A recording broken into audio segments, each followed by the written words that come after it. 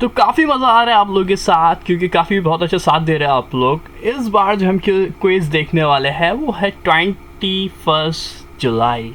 ठीक है। अच्छा, इससे पहले एक डिस्क्लेमर दे दूंगा, वो भी वीडियो के बीच में। तो अब जो सवाल पूछे जा रहे हैं वो किस तरीके के वो सवाल देखेंगे हम। तो वाइट से रिलेटेड कुछ सवाल आए आज।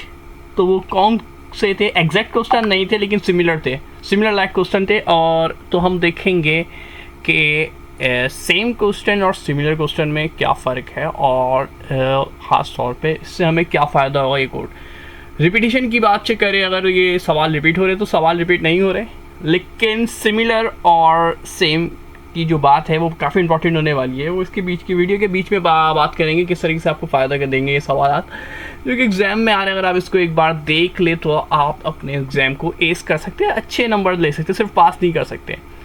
ठीक है, तो स्टार्ट करते हैं हम। वाइट से रिलेटेड क्वेश्चन था, what is the purpose of white type in type script. White जो इस्तेमाल करते हैं हम, वाइट टाइप जो है हमारे पास डेटा टाइप में से है वाइट, जैसे हमारे पास नल होती है, बुलियन होती है, इसी तरीके से एक अदर टाइप होती है हमारे पास भाई वाइट। अब ये जो वाइट टाइप है इसका पर्पस पूछ रहे, क्यों इस्तेमाल कर रहे हैं भाई, क्या पर्पस है, क्या मकसद है इसका। तो ये जो है टू रिप्रेजेंट एन एब्सेंट और इनिशियलाइज वैल्यू। अगर हमारे पास वैल्यू मौजूद ना हो टू रिप्रेजेंट एब्सेंट, या एब्सेंट है अभी मौजूद नहीं है तो, और या फिर अनइनिशियलाइज वैल्यू हो हमारे पास, तो ऐसी सूरत में हम वाइट का इस्तेमाल करते हैं।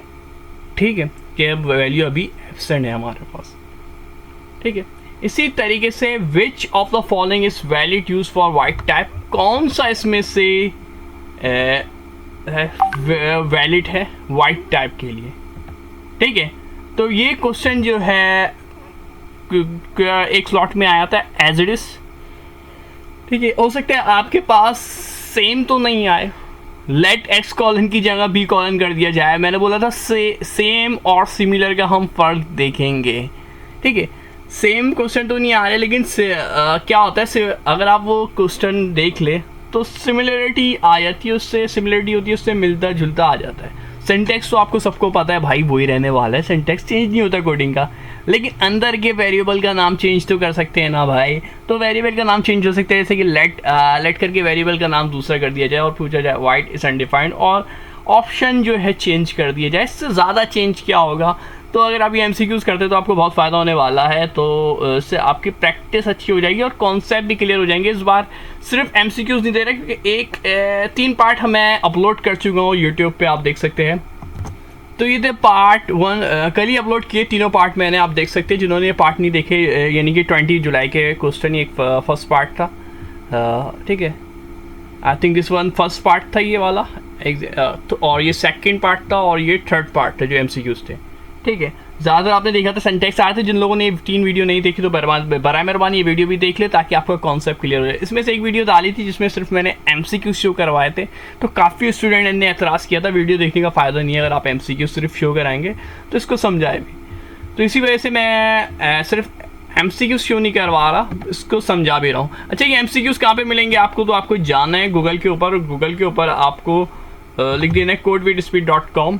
कोड विद स्पीड भी लिख देंगे तो आपको codewithspeed.com करके एक वेबसाइट नज़र आएगी टॉप के ऊपर, और यहाँ पे एक एग्जाम क्वेश्चन नाम से एक लिंक है, उसके ऊपर जैसे ही क्लिक करेंगे थोड़ा सा नीचे करेंगे, मैंने बहुत ज़्यादा नीचे नहीं डाला है, इसमें बहुत सारे कोड मौजूद है, सिर्फ यही कोड मौजूद नहीं है। एग्ज़ाम प्रैक्टिस हमारे पास है।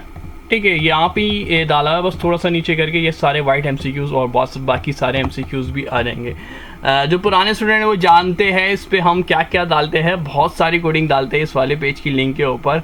100 डेज ऑफ चैलेंज के सवाल हो, एक्सरसाइज 45 की कोडिंग हो, जो प्रोजेक्ट 12 थे उनकी भी कोडिंग सारी हमने डाली हुई की, प्लस MCQs भी हमने डाले हुए थे इसके अंदर सारी चीज़ें। और सर जिया की रेपो 20 की इसी पेज के ऊपर ऐड की हुई थी आप लोगों के लिए ऊपर, इसी URL के ऊपर।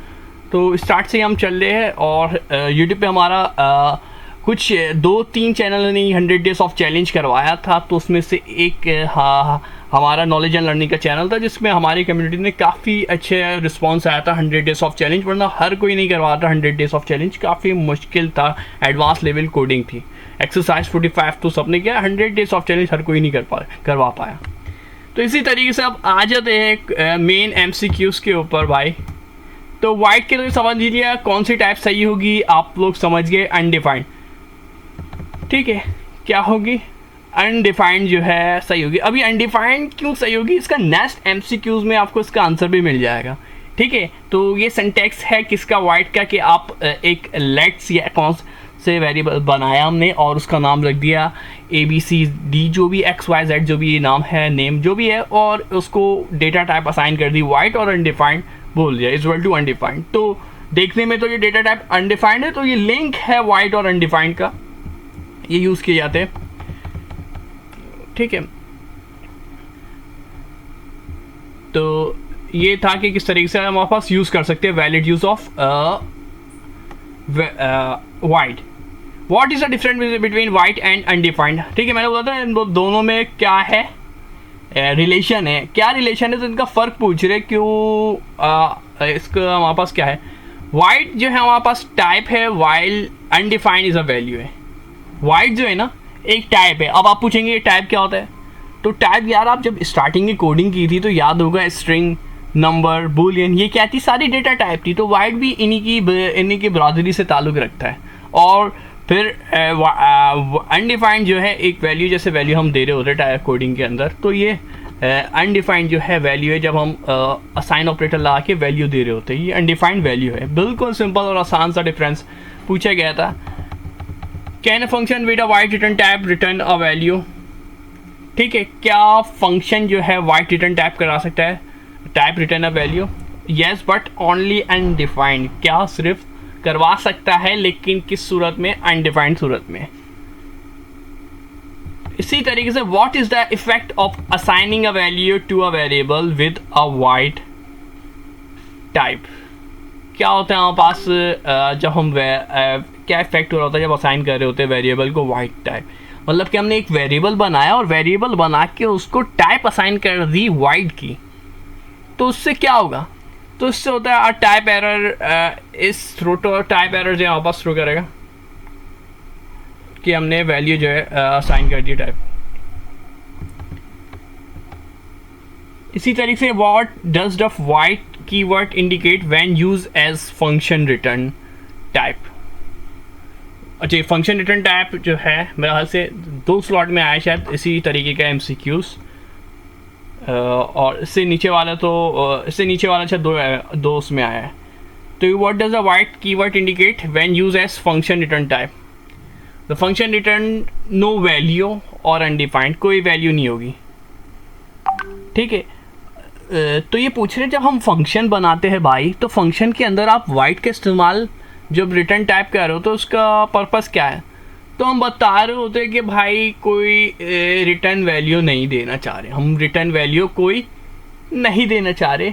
ठीक है, तो ये सिंपल सी बात है कि जब हमारे पास कोई रिटर्न वैल्यू नहीं है और हम कोई रिटर्न नहीं कराना चाहते, क्योंकि आपने देखा फंक्शन होता है उसमें हम रिटर्न करा रहे होते हैं, फिर रिटर्न करा के जो भी हमारी कंडीशन होती है उसको लगा देते हैं।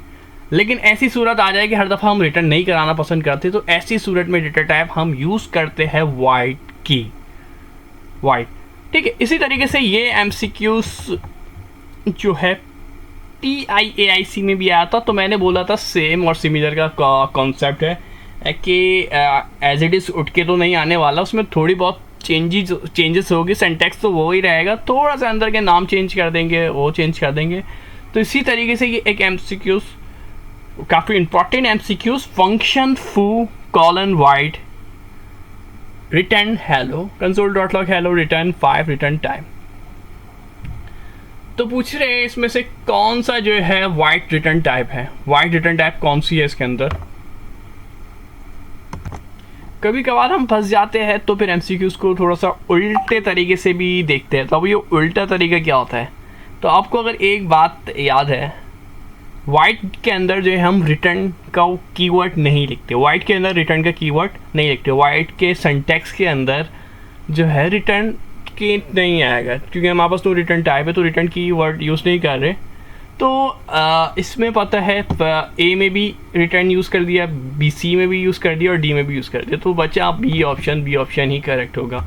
अगर ऐसा हो कि दो नहीं हो तो ये सिंटैक्स को फिर सिंटैक्स पे आएंगे हम। अगर ऐसे अभी तो मान लीजिए कि दो ऐसे ऑप्शन होते जिसमें रिटर्न का कीवर्ड होता और दो में नहीं होता, अभी तो सिर्फ एक में नहीं, तो डायरेक्ट इसमें तो हम आसानी कर लेंगे कि हमें पता है रिटर्न का कीवर्ड नहीं होता। फिर क्या करते, फिर हम जाते हम अपने ओरिजिनल तरीके पे, जब सिंटैक्स है कि क्या होगा, फंक्शन होगा, नेम फंक्शन है, पैरेंथेसिस दिया, कॉलन लगाया, असाइन करी डेटा टाइप वाइट, क्योंकि वाइट, और फिर कर्ली ब्रेसेस में। अच्छा ये कोडिंग में हम जो है ना जब कर रहे होते हैं तो यहाँ पे क्या करते हैं, नीचे लाइन में लिखते हैं। इधर इन्होंने एक ही लाइन में लिख दी है, वो कोई मसला नहीं है नीचे लाइन में लिखे लगे, क्योंकि कोड की रीडेबिलिटी के लिए हम थोड़ा सा नीचे लाइन में लिखे, तो इस वजह से आपको थोड़ा सा कोड अजीब दिख रहा होगा।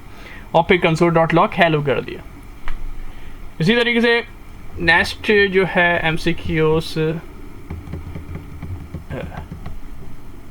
जो है स्ट्रक्चर टाइपिंग के देखते हैं। वो structure typing, what is a primary principle of structure typing. काफ़ी इंपॉर्टेंट MCQs है स्ट्रक्चर टाइपिंग से कि पर्पस क्या है स्ट्रक्चर टाइपिंग का। तो हम शेप बेस्ड कॉम्पेटिबिलिटी के लिए जो है हम स्ट्रक्चर टाइपिंग यूज़ करते हैं। शेप बेस होती है क्योंकि आपने देखा होगा हम कंपेयर करवा रहे होते हैं कि भाई ये इसका स्ट्रक्चर फॉलो कर रहा है या नहीं कर रहा, स्ट्रक्चर जो है के ऊपर के कंडीशन फुलफिल कर रहा है। तो क्या हो जाता है स्ट्रक्चर, यानी स्ट्रक्चर बोले तो शेप बेस्ड क्या है ये। जब भी स्ट्रक्चर टाइपिंग आएगी उसका आपके जहन में आना चाहिए, स्ट्रक्चर से शेप जहन में आना चाहिए। Structure link to shape based compatibility. Which of the following is a key benefit of structure typing. क्या फ़ायदा है स्ट्रक्चर टाइपिंग का, ये भी काफ़ी मज़ेदार सा MCQs आया था। इंक्रीज फ्लेक्सिबिलिटी और कॉम्पेटिबिलिटी। इंक्रीज फ्लेक्सिबिलिटी और compatibility in structure type language what determine whether two types are compatible। two types जो हमारे पास जो compatible हो structure type language में हमारे पास, तो ऐसी सूरत में हमारे पास structure and shape of the type क्या आ जाता है, properties और method क्या आ रहे होते हैं, मतलब structure properties और shape structure and shape of the type। पूछ रहे थे कि स्ट्रक्चर टाइप जो लैंग्वेज है उसमें हम दो क्या चीज़ें कॉम्पिटेबल होती है। तो दो कॉम्पिटेबल चीज़ें आपके जहन में आनी चाहिए जब भी स्ट्रक्चर टाइपिंग का नाम ले रहे हैं स्ट्रक्चर टाइप। तो एक चीज़ तो स्ट्रक्चर और शेप, मैंने बोला था ना अभी ऊपर ही बात आई थी स्ट्रक्चर और शेप की, तो यहाँ पे भी वही स्ट्रक्चर और शेप आ गया।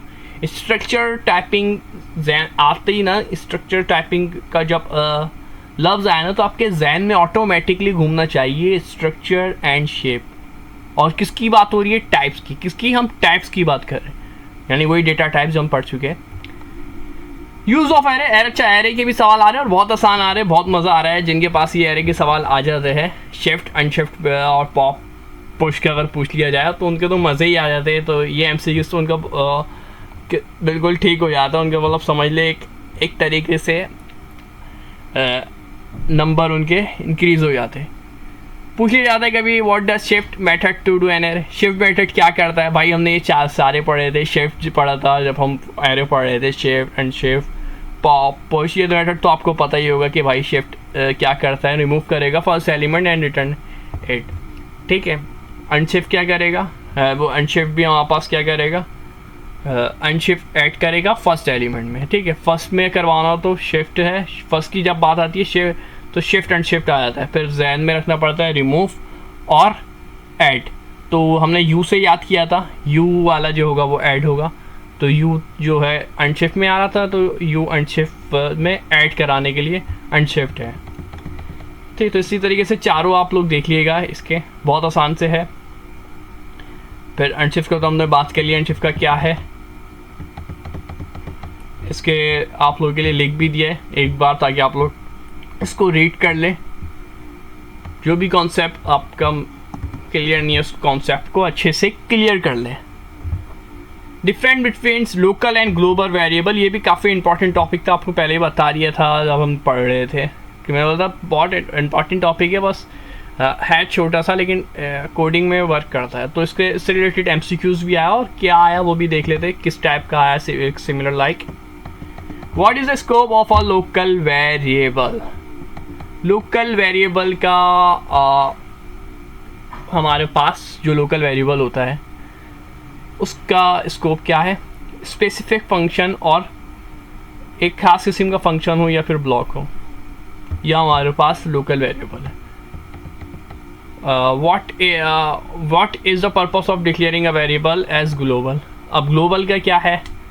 तो global to make it accessible throughout the program, ठीक है। क्योंकि हमने जब पढ़ा था लोकल वेरिएबल एक ब्लॉक के अंदर ही काम कर रहा होता है। उसका जो कर्ली ब्रेसेस की जो कंडीशन है ना, उसी के अंदर वो ब्लॉक काम कर रहा है। Curly braces open, curly braces close.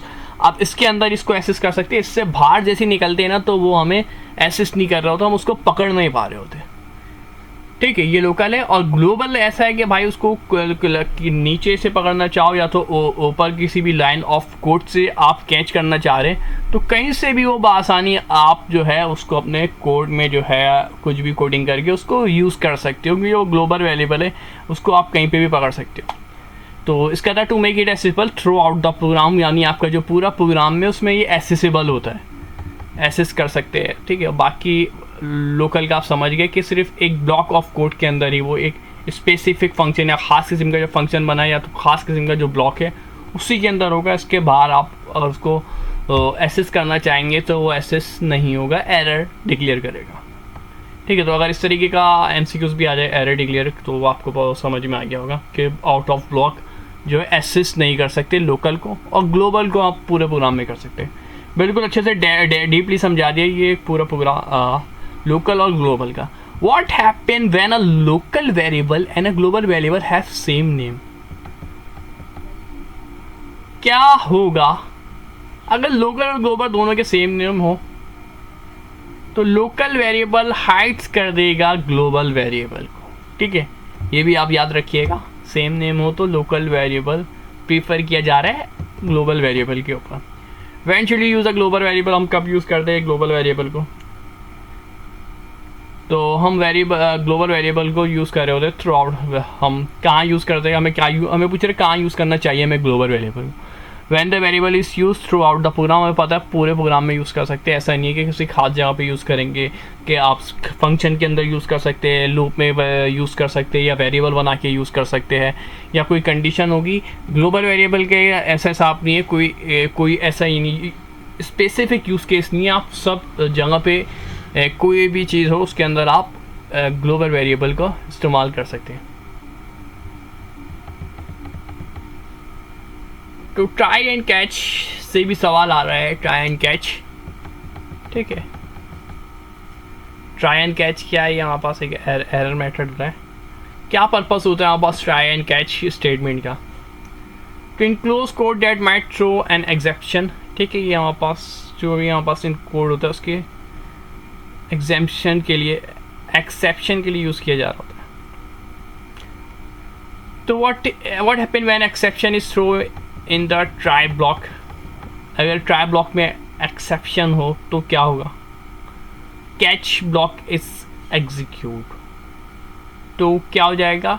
Catch block जो होगा ना, ट्राई, दो चीज़ें आ रही है इसमें, एक ट्राई आ रही है, ट्राई से हम एक कंडीशन बना रहे हैं, और एक कैच से कंडीशन बना रहे हैं। अब पूछ रहे ट्राई ब्लॉक में अगर एक्सेप्शन आ रही है, एक्सेप्ट हो रहा है, अगर वो ट्राई बेस अगर वो नहीं चल रहा, क्योंकि ट्राई नहीं चलेगा तो ऑटोमेटिकली कैच चलेगा, ठीक है। हम एक जब भी हम कोड में अपने प्रोग्राम में ट्राई एंड कैच डाल देते हैं एरर से बचने के लिए, तो एरर अगर हमें शो कराना पड़ रहा है ना कि यूज़र जो है ना गलत क्लिक कर रहा है। अगर एक मान लीजिए एक यूज़र जो है गलत इनपुट डेटा डाल रहा है, उससे बोले NIC नंबर डालूँ, एक फ़ील्ड बनाई मैंने और उसमें इनपुट की फ़ील्ड बनाई और उसमें मैंने बोला इसमें NIC नंबर होना चाहिए, ठीक है। उसमें टाइप वगैरह हमने दे दी नंबर की, लेकिन अगर फिर भी वो यूज़र जो है ना क्या कह रहा है, वो बेवकूफ़ी कर रहा है, वो उसमें टेस्ट लिख रहा है, तो ऐसी सूरत में टेस्ट लिख के फिर इंटर करवा रहा है, तो ऐसी सूरत में हम क्या कर देंगे, ट्राई एंड कैच लगा देंगे, तो उसको वो क्या करेगा, ट्राई एंड कैच चल जाएगा। ट्राई और कैच की फिर कंडीशन, अब ट्राई की कंडीशन जब एक्सेप्शन ये होगी तो फिर क्या होगा, फिर कैच चल जाएगा, ठीक है।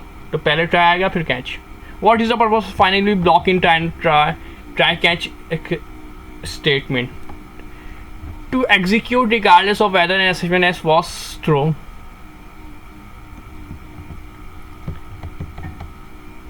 फिर एक कोड दिया हुआ है ट्राई एंड कैच का और पूछा जा रहा है मोस्टली जो ट्राई एंड कैच के जिन स्टूडेंट के पास भी MCQs आया ना वो इसी तरीके से आए। स्टेटमेंट तो बहुत कम लोगों के पास ही आई है, तकरीबन 9 होने के बराबर है, एक आधी स्लॉट में आई है। लेकिन जो ये कोड जो आ रहा है ना, ये कोड काफ़ी स्टूडेंट के पास आ रहा है। ट्राई एंड कैच वाला कोड जो है ना, डिफरेंट कोड आ रहे हैं, कोड सेम नहीं आ रहा। हमने बात किए थे ना, एक बार आपने चीज़ सीख ली है तो फिर वो सिमिलर काम तो हम कर सकते हैं ना, कि सेम काम सेम हमने देख लिया कि क्या आया है तो उससे मिलते जुलते फिर आपको जितने भी MCQs दे जाए सिमिलर, तो वो हम कर सकते हैं जब भी हम देख रहे हैं कि किस टाइप का आ रहा है, और उससे सिमिलर फिर आप खुद कर लेंगे, कोई इशू नहीं है, क्योंकि आपको कंडीशन फिर आपने वो पढ़ ली है। ट्राई लगाया, कंसोल डॉट लॉग किया हेलो और थ्रो किया न्यू एरर, और फिर कैच लगाया और कैच में बोला एरर, और फिर कंसोल डॉट लॉग करके काउट बोल गया एरर मैसेज।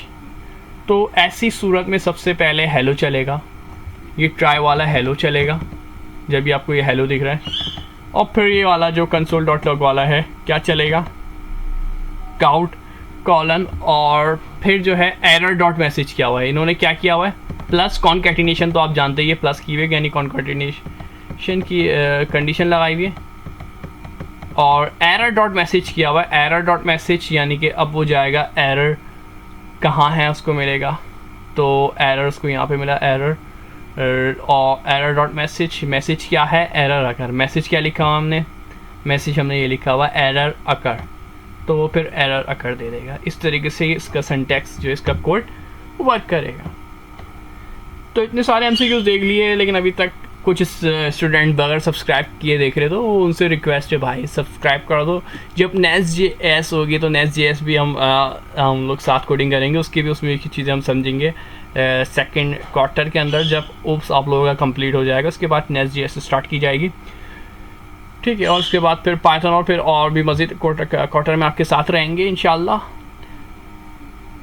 तो इसी तरीके से फंक्शन के सवाल आ रहे हैं।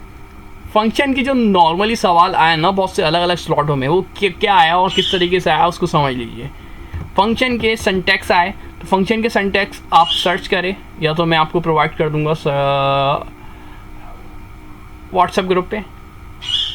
व्हाट्सएप पे जो ग्रुप है उसमें मैं कोई पिक्स वगैरह कोड वगैरह दे दूंगा फंक्शन के। पूछा जा रहा है भाई लैम्डा, ये जो कोड है ये क्या, ये लैम्डा फंक्शन का सिंटैक्स कौन सा है, इसमें से या पूछा जा रहा है ये लैम्डा फंक्शन कौन सा है। ऑप्शनल पैरामीटर का पूछा जा रहा है, ठीक है, डिफ़ॉल्ट फंक्शन का पूछा जा रहा है, ठीक है, नेम फंक्शन का पूछा जा रहा है, और एरो फंक्शन का पूछा जा रहा है। तो इसी तरीके से जब पूछे विच of the following is example of a function declaration, इसमें से कौन से एग्जाम्पल है फंक्शन को डिक्लेयर करने की। तो राइट एग्जाम्पल नज़र आ रही है हमारे पास फंक्शन को डिक्लेयर करने की। इसमें से जो है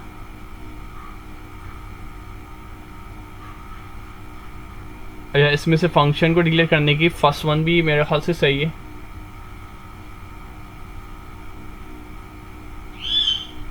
फंक्शन को डिक्लेयर करने के लिए फिर ये फंक्शन ऐड a, b और फिर return a + b,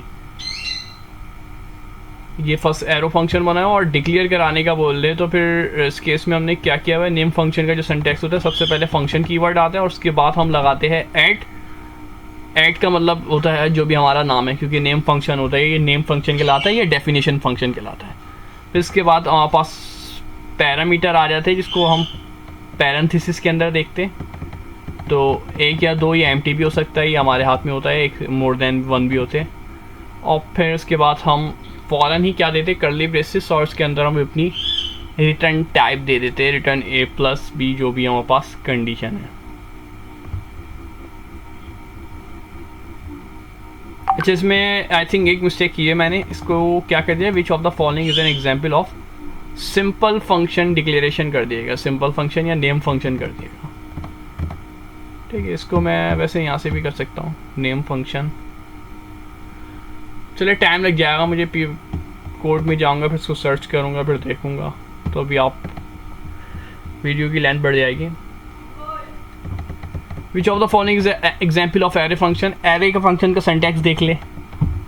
array function का सिंटैक्स क्या होता है, जिससे भी आप बनाना चाह रहे और जो भी आप वेरिएबल का नेम देना चाह रहे वो दे दिया, लेट या कॉन्स ऐड दे दिया और इस इक्वल टू लगाया, और फिर पैरेंथेसिस के अंदर जो भी आपकी कंडीशन है या एम्प्टी छोड़ना चाह रहे हैं, जैसे भी करना चाह रहे हैं, जितने भी आप पैरामीटर देना चाह रहे हैं, यहाँ पे मैंने यहाँ पे 2 दिए हुए, और फिर एरो बनाया। मेन जो है ना, ये इसकी पहचान ही एरो की है। अब इसका एरो कैसे बनता है, पहले इक्वल टू आता है और फिर ग्रेटर देन की साइन बनाते हैं, तो ये एक एरो बन गया हमारे पास। कोडिंग का ये एरो है, ठीक है। वैसे एरो आपको थोड़ा सा वो लगेगा यार कि तो कनेक्ट नहीं हुआ, वो थोड़ा सा मिल नहीं रहा, आप बोलेंगे यार इसको जूम करो। तो ये कोडिंग का एरो इसी तरीके का बनाया जाता है, इक्वल टू लगाओ और ग्रेटर देन की साइन, और ये एरो है। तो यहीं से पकड़ में आ गया, एरो फंक्शन बोला है, तो एरो तो भाई यहीं पे बना हुआ दिख रहा है हमें।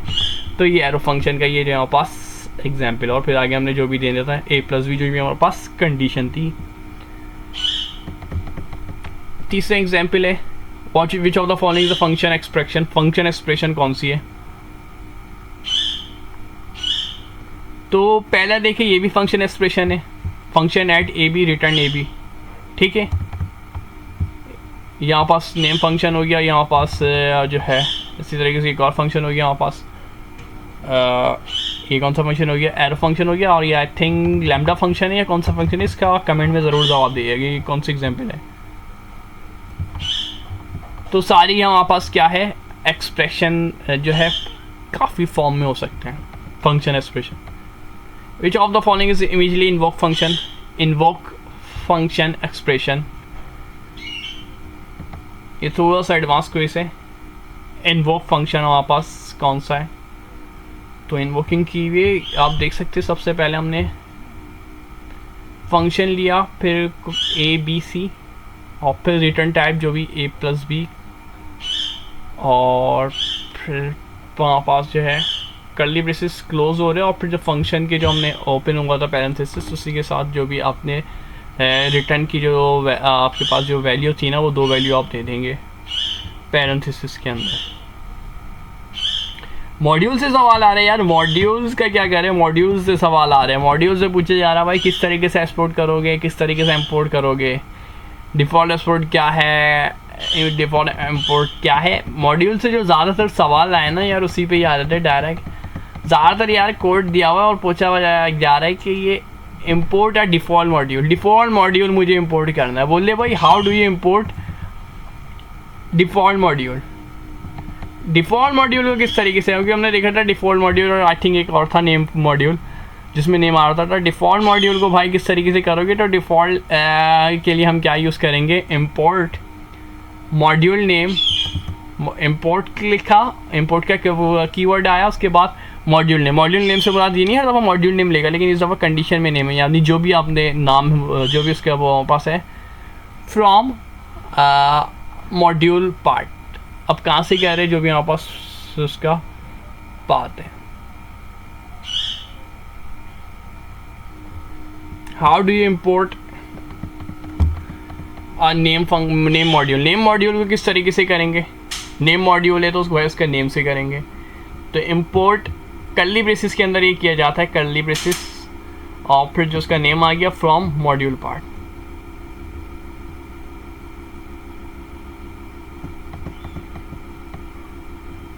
ठीक है, अच्छा यहाँ तक ख़त्म हो गया। इसके बाद मैंने डालना भूल गया, ये पुराने MCQs है, बाकी इसके नीचे जो है ना पुराने सारे MCQs हैं 1 2 3 करके। तो वीडियो को एंड करते, शुक्रिया, अल्लाह हाफ़िज़। चैनल को सब्सक्राइब कर दिएगा और अच्छे सा कमेंट और लाइक वीडियो को ज़रूर कर दिएगा।